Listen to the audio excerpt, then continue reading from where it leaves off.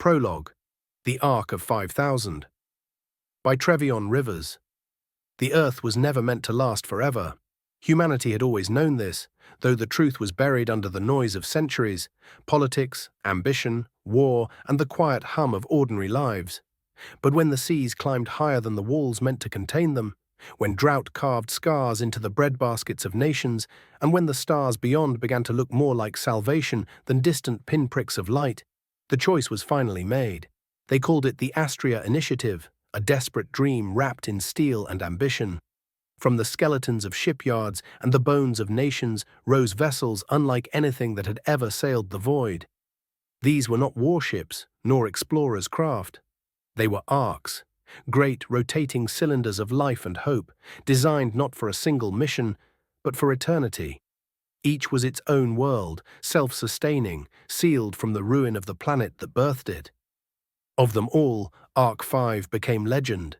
10 kilometers from end to end, 3 kilometers wide, it spun endlessly in the black, its interior lit by mirrors that caught the distant sun or, failing that, by the power of fusion hearts buried deep within its core.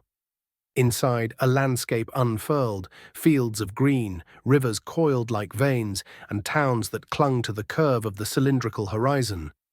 Here, 5,000 people lived, breathed, and raised children who would never again see the earth. They called the ceiling the sky, though they knew it was no sky at all.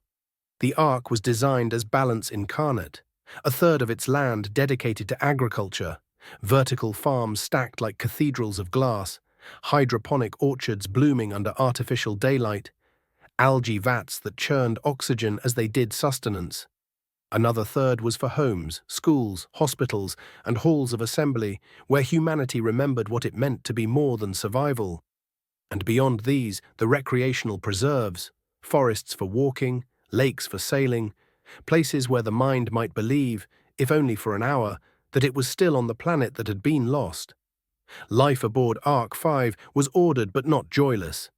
Every breath, every drop of water, every seed was recycled in endless loops of efficiency.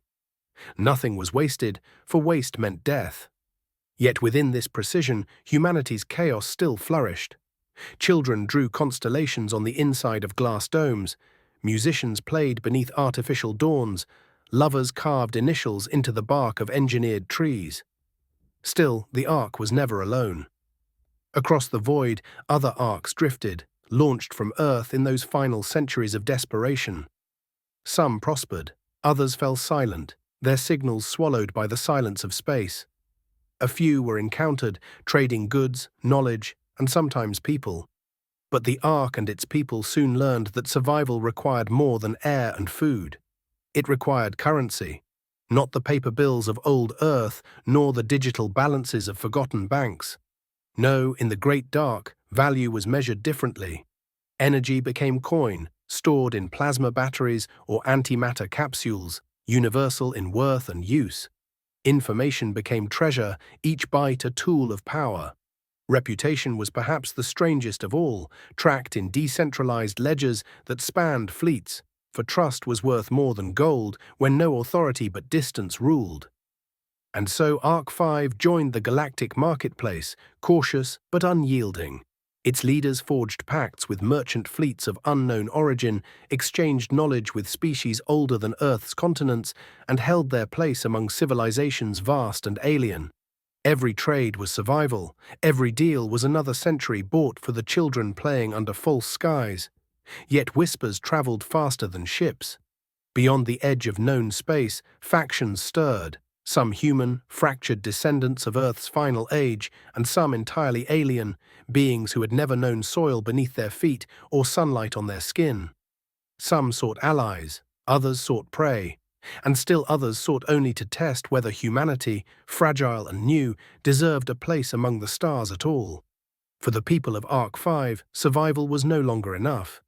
They had become something greater, a symbol, a reminder that humanity could endure not just as passengers of Earth, but as architects of its own destiny.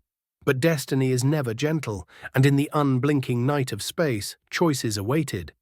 Choices that would shape not only the fate of 5,000 souls, but perhaps of all who once called Earth home. The arc spun on, its fields lush, its skies bright, its people unwittingly poised on the edge of history. And beyond, the stars waited.